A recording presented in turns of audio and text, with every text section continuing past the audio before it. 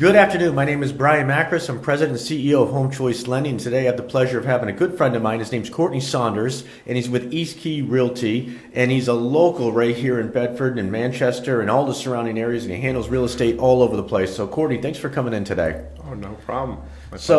Here's the million-dollar question. Everyone out there is always, they're always scared about buying houses in today's market. Interest rates are rising. Their payment is 30 to 35% higher now for the same house that they were trying to buy, 2 months ago. When you're talking to customers out there, are you feeling that people are concerned about the market? Are they concerned about a possible bubble? I mean, I've heard people talk about a bubble, and what's your take on it, and how do you feel about what's going on? Absolutely, and there's a lot of concern. I've had quite a few, well, not quite a few, I've had some people drop out, thinking that the market's going to change in the next few months or next year. And my take on it is, I think, as I've said before, I think if you're going to buy now. The rates are continuing to go up. Right now I know we've had conversations on them looking, high fours, low fives. And I do think that they're going to continue to creep up. So waiting until the end of the year or until next year, I don't think is the best move. I think, again, if you're going to make a move, right now is the time to make the move. Yeah, so we were talking off camera, and we were talking about, you showed me a graph, I wish I'd thrown it up on here, but it was about rents. And the rise of rents, and that graph that you showed me was from 1980 all the way until now. And it's basically just kind of trended up, and we never saw in that graph, which was interesting, where rents went down. It was basically a constant trend up. Correct. So if you're dealing with customers out there that are saying, geez, to rent a 3-bedroom is $1,900, it's $2,000, it's... And there's still houses out there, right? I mean, if you get outside of the Manchester area and the Bedford and your Amherst and your Hollis and your Merrimack, and you get into some of these side towns, is there still houses out there that are in that affordability range? The purchase? Yeah. Absolutely. And the rents are, I know you just said, in 2000 and, a little higher. They've even gone up a lot higher than that in some places. Yeah, for 3 bedrooms, it's crazy. Yeah, absolutely. You might be paying around $3,000 depending on where you're looking. Right. And I don't think that that's going to stop. I don't actually remember it ever stopping. Well, rents, the history of that graph was, what was it, 30 years, and it never went down. Never went down. Yeah, so 40 years now. So, 40 years, and we never saw it go like, hey, way back down. So if that rent continues to go up and that affordability, people are really got to start to say, hey, listen, I'm going to start to spread outside of this major community that we're in right now and start to hit some of these side towns. And side towns being like a Milford or like a Raymond or Chester, is that where you're seeing that sometimes you can get a little more value? Yes, actually that was, and I know we spoke about it briefly in my last segment, that was kind of part of the reason why I moved out towards Concord, because I have kind of ventured out towards that way a little bit as well. Buyers are moving north. They're migrating farther north to get out of that southern cost. Yeah. Interesting. And as everyone knows, southern New Hampshire is just a big pileup right now. And like I mentioned, I think it's just going to get more tougher. Rates are getting higher. People are still moving in. So people might want to consider those side towns.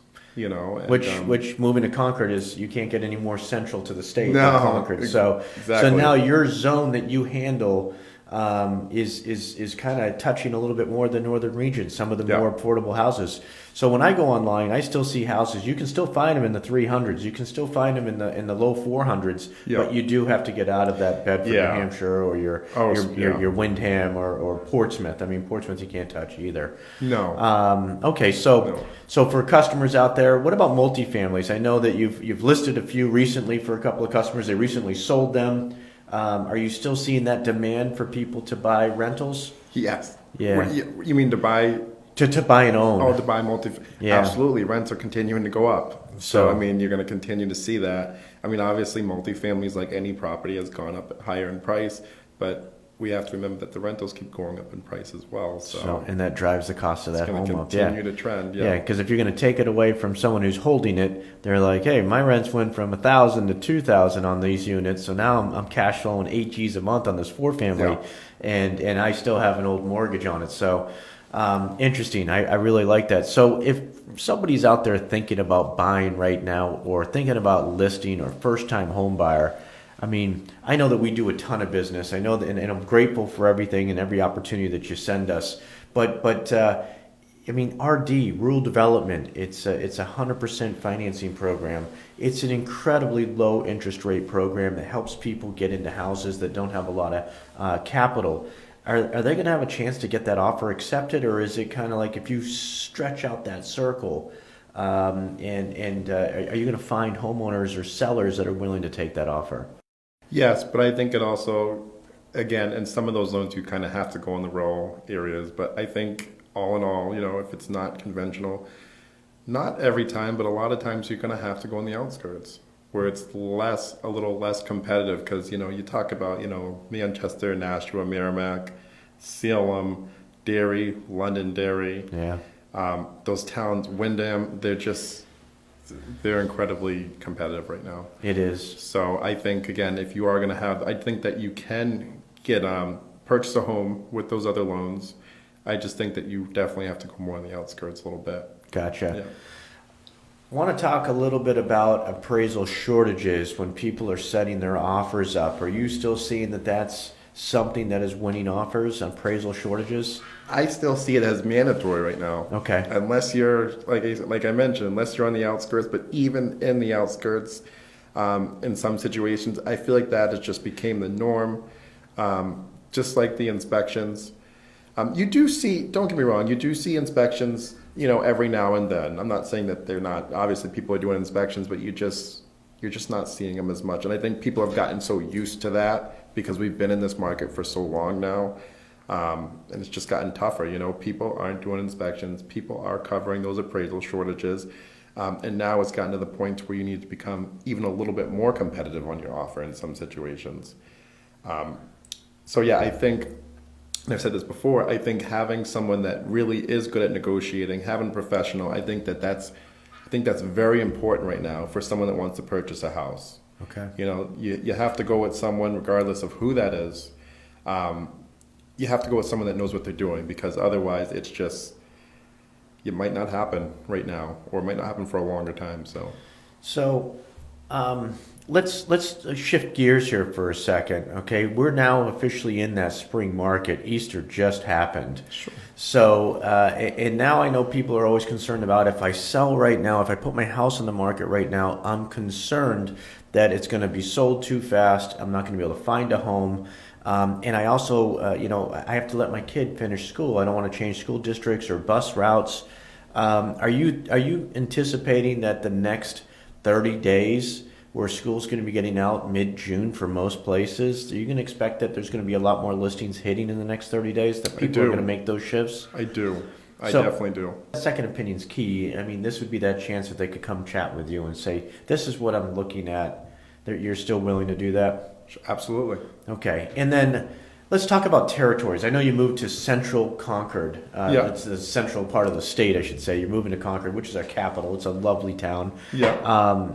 Are you is Keene too far for you? Because I know that side. I know the drive. No. So you're fine with that. Yeah. Lakes region is now in grasp of being in Concord. You're only 15, 20, 30 minutes away from there. Yeah. Seacoast area, no problem? No, it's actually a better position than when I was in before. I got you. Yeah, you moved right to the middle. Yeah.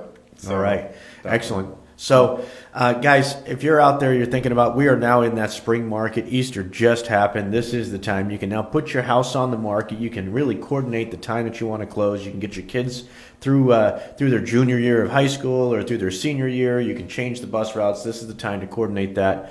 So, Courtney, tell me about who you are. Give me your elevator pitch here. Sure. So my name is obviously Courtney Saunders. The company that I work out of is East Key Realty. East Key Realty. We have 3 offices now, one out of Bedford, one out of Raymond, and one out of Merrimack. Awesome. I've been with this company, I'd say I want to say about 3 years, maybe a little more. Prior to that, I was with Keller Williams, and before that, I was with Lear Realty. Got it. And you were talking off camera about, some of your success and why you've been so good. And you made a point to say, listen, hey, there's been some influential people in your business that have really helped you out.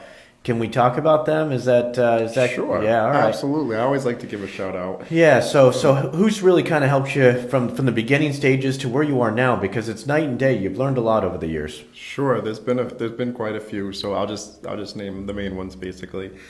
So when I first got into the business, I was with Realty, and I worked under Rebecca Boschman and Pete Boschman. Know them well. Yeah. Great Terrific. people. Good Definitely leadership. got me a great start. I don't know if I'd be here right now if it wasn't for them helping me in the beginning. Nice. Also, my broker now, Crystal Perham, great. I think she definitely helped me to take that next step. And I also think, in some ways, I think you as well. I feel like we've grown quite a relationship over the years. And obviously business-wise, but I think friendship-wise as well. And just giving advice back to each other when, one person's kind of, when one person needs it, basically.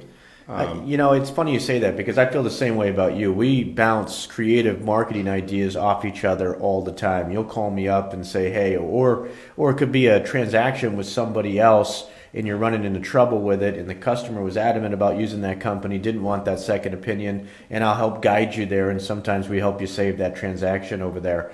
And then the camaraderie that we've created, the friendship that we've created. Hey, listen, I'll give you a shout back because you're kind of my sounding board as well, and I do appreciate the candidness that we can have and the disagreements and the heated arguments and hey, it's real when you're passionate about what you do. It comes through, and I'm very passionate about what I do, and I know you're extremely passionate about what you do. Yeah.